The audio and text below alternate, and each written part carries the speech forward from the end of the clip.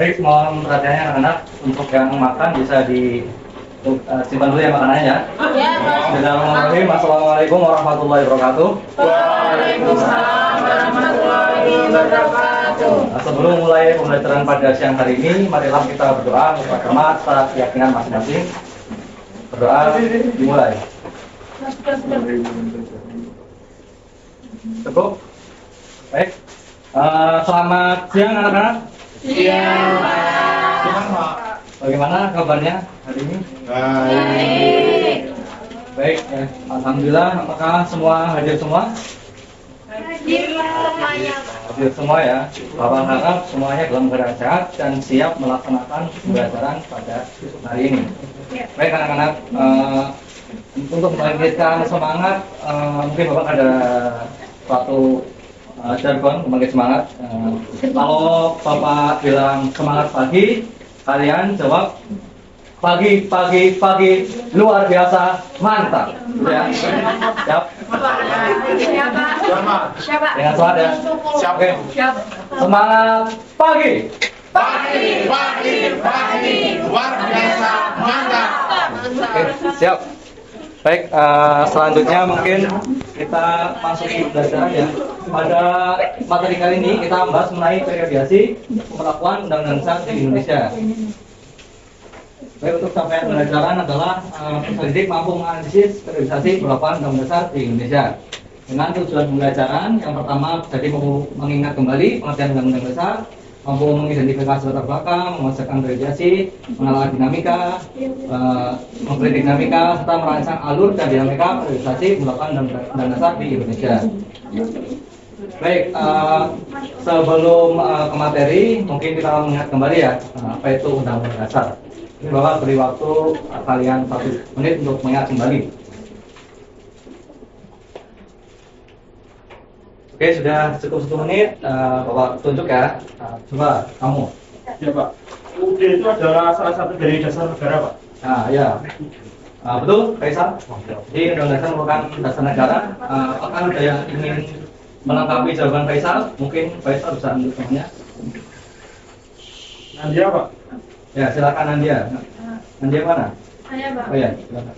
UUD merupakan dasar negara yang sumber hukum yang mendasari semua peraturan, Pak. Ya, betul sekali ya yang dikatakan Faisal dan Nadia tadi. Jadi Undang-Undang Dasar itu merupakan dasar hukum yang menjadi landasan bagi semua peraturan yang ada di Indonesia, dari tahap MPR sampai Perda sampai pemerintah desa. Oke, kita masuk ke materi ya. Nah, di sini Bapak akan menggambarkan. Ini gambar apa, anak-anak semua? Garis. Nah, kita ibaratkan garis ini merupakan perjalanan waktu yang dialami oleh bangsa Indonesia dalam periodisasi pembentukan Undang-Undang Dasar ya. Kita merdeka kapan, anak-anak? 1945. Tanggal 17 17. Agustus 1945 ya. Jadi ini merupakan pertama kali Indonesia merdeka. Nah, munculnya Undang-Undang Dasar itu pada sidang BPUPKI pada tanggal 18 Agustus. Di sini terbentuklah Undang-Undang Dasar Negara Republik Indonesia yang versi pertama ya, sebelum amandemen. Nah, di situ sampai tanggal berapa pemberlakuannya, anak-anak? 27 Desember. 27 Desember. Di situ berlaku apa? Konstitusi RIS. Konstitusi Republik Indonesia Serikat ya.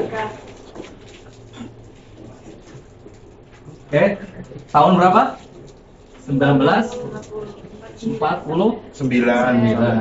Oke, setelah itu ada Undang-Undang Dasar sementara tahun 1950 dan yang terakhir. Nah, di situ berlaku kembali Undang-Undang Dasar 1945. Nah, sementara yang terakhir itu berlaku sampai kapan, anak-anak? Sekarang. Salah. Coba diamati kembali. 99. Oh, 99. Ya, karena itu merupakan amandemen pertama ya dari Undang-Undang Dasar 1945. Jadi kita mempelajari sejarahnya dulu. Baik, anak-anak. Ada yang tahu ini gambar apa? Ya benar, tapi pada saat peristiwa apa? Proklamasi. Benar sekali. Jadi gambar ini melatar belakangi pembentukan Undang-Undang Dasar yang awal ya, versi awal atau ini bersifat sementara. Sifat sementara ya. Jadi dapat kemungkinan berubah-ubah. Oke, dalam perjalanannya terjadi dinamika ya. Di sini terjadi dinamika. Ini gambar peristiwa apa anak-anak? Agresi militer Belanda ya, betul sekali. Di Dirga ya. Ya. Di sini ada agresi militer Belanda yang menjadi cikal bakal nanti Indonesia berubah sistem pemerintahan dan bentuk negaranya dalam melalui peristiwa apa ini? Konferensi Meja Bundar ya, pintar sekali dari. Oke, di sini ada KMB. Nah, ini melatar belakangi perubahan bentuk dan sistem pemerintahan Indonesia ya, menjadi Republik Indonesia Serikat. Dan konstitusi Indonesia juga berubah dari UUD NRI menjadi konstitusi RIS. UUD NRI tetap berlaku tapi pada negara bagian Republik Indonesia saja. Baik, selanjutnya mungkin teman anak-anak asing ya dengan gambar ini ya, karena ini jarang diliput dalam buku pembelajaran ya. Ini merupakan pidato peringatan 5 tahun kemerdekaan Republik Indonesia ya, pada tanggal 17 Agustus 1950. Nah, sebelum pidato ini terdapat peristiwa pengesahan RUU D oleh KNIP menjadi UUDS 1950. Nah, ini latar belakang terbentuknya UUDS 1950. Nah, di sini sebenarnya terjadi dinamika ya, peristiwa yang mana negara-negara bagian Republik Indonesia ingin bersatu kembali menjadi NKRI. Nah, mungkin anak-anak ada yang tahu negara bagian mana yang pertama kali mengusulkan kembali NKRI? Saya Pak. Ya, silakan. Bagian Jawa Timur. Oh ya, betul sekali ya, negara bagian Jawa Timur ya, pintar sekali anak-anak semua. Jatim. Oke. Ya, jadi ini merupakan latar belakang UUDS 1950. Nah, pada pelaksanaannya juga mengalami dinamika yang menyebabkan UUD NRI kembali lagi berlaku pada periode ini. Nah, ini ya, peristiwa apa? Anak-anak semua? Lunya 1959. 5 Juli. Anak-anak semua.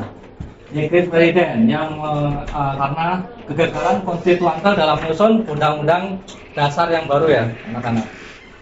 Ya, mungkin itu materi dari Bapak. Apakah ada yang ingin ditanyakan dari anak-anak? Saya Pak, Ya, silakan Ibu Diana.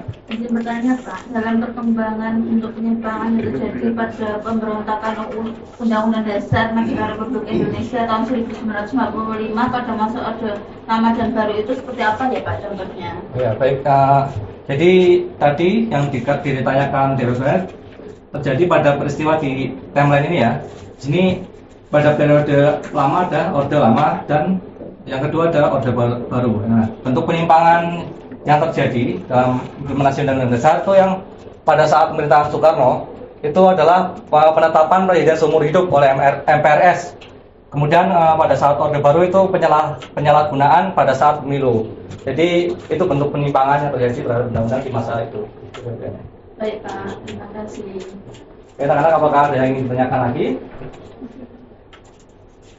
Mungkin tidak ada pertanyaan ya. Nah, baik, mungkin dari anak-anak apakah ada yang bisa menyimpulkan pembelajaran kali ini? Ya Pak. Ya, silakan. Dalam perkembangannya Indonesia mengalami 3 kali perubahan bentuk Undang-Undang Dasar Negara, yaitu dimulai dari Undang-Undang Dasar 1945, Konstitusi RIS, UUDS 1950, hingga kembali lagi ke UUD NRI 1945. Pada masa pembentukan UUD di tiap-tiap masa terjadi dinamika yang mempengaruhi perubahan konstitusi atau Undang-Undang Dasar Negara Republik Indonesia. Ya, betul sekali kesimpulan yang disampaikan oleh Bakti. Kita beri tepuk tangan semuanya. Jadi, itulah kesimpulan materi pada kali ini. Dari keaktifan adik-adik semua tadi telah aktif semua ya, Bapak amati. Nah, maka dari itu ada penguatan materi berupa tugas ya anak-anak. Jadi tugasnya di sini adalah membentuk kelompok belajar, pelajari kembali apa yang lagi kita pelajari bersama, kemudian buat peta konsep alur periodisasi pembentukan Undang-Undang Dasar di Indonesia, Kemudian gambar pada kertas karton warna ukuran 70 x 100 cm disusun dan dia semenarik mungkin dan dikumpulkan pada pertemuan yang kedua. Nah, itu nggak banyak, cuma bikin peta konsep saja dalam itu kertas karton. Dan nanti ya, bagi kelompok yang menarik, yang paling bagus, akan Bapak kasih hadiah berupa voucher makan siang gratis di kantin. Mungkin itu ya yang tetap dapat Bapak sampaikan. Kurang lebihnya mohon maaf. Terima kasih atas perhatiannya. Tetap semangat belajar. Wassalamualaikum warahmatullahi wabarakatuh. Waalaikumsalam warahmatullahi wabarakatuh. Terima kasih, Pak.